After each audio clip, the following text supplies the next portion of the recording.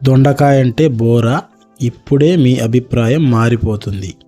ఈ పచ్చడి చేసిన తరువాత దొండకాయ పచ్చడి లేకుండా మీరు ఉండలేరు.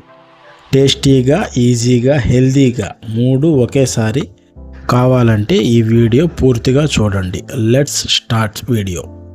Welcome back to my channel living bro official. మే వంతెంతి నేస్తం.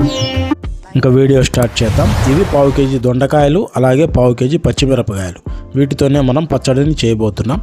వీటిని మనం శుభ్రంగా మంచినీళ్ళలో కడుక్కుందాం. కడిగి పెట్టుకున్న వీటిని చూపించే విధంగా చిన్న చిన్న ముక్కలుగా కట్ చేసుకుందాం.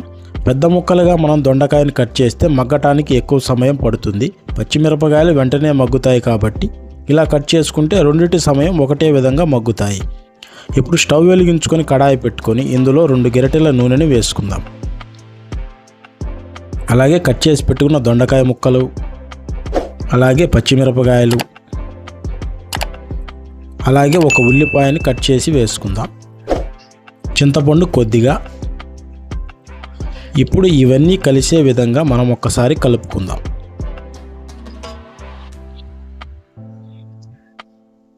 ఇప్పుడు మూత పెట్టి ఒక 20 నిమిషాల పాటు వీటిని మనం మగ్గనివ్వాలి.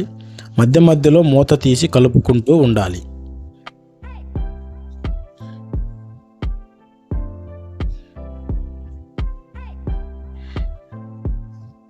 20 నిమిషాలు అయిందండి. చక్కగా మగ్గాయి. ఇలా ఉంటే మనకి సరిపోతుంది. ఇప్పుడు వీటిని రోటిలో వేసుకుందాం. నూనె రాకుండా మనం కేవలం ముక్కలను మట్టికే వేసుకోవాలి. అలాగే కొద్దిగా ఉప్పును కూడా వేసుకుందాం. వీటిని బాగా తొక్కలుగా లేకుండా మెత్తగా మనం నూరుకోవాలి. అప్పుడే మనకి పచ్చడి మంచి టేస్ట్ వస్తుంది. పచ్చడి మెత్తగా మెదిగిందండి. మనకి పచ్చడి ఇలా ఉంటే సరిపోతుంది. ఇందాక మనం పక్కన పెట్టుకున్న నూనెను కూడా పోసేసుకుందాం. మీరు ఒకవేళ ఈ పచ్చడిని మిక్సీ పట్టుకోవాలి అనుకుంటే నూనెను సపరేట్ చేయాల్సిన అవసరం లేదండి. ఒకేసారి మొత్తం వేసుకొని మనం మిక్సీ పట్టుకోవచ్చు. రోట్లో నూరుకునేటప్పుడు నూనె వేసుకుంటే మనకి మొహం మీద పడుతుందని నూనె సపరేట్ చేసి వేసుకున్నాం.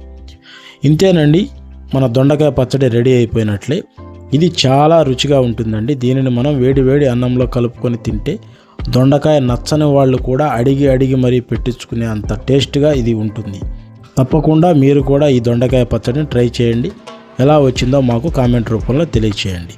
Thank you friends. Bye. Thank you for watching.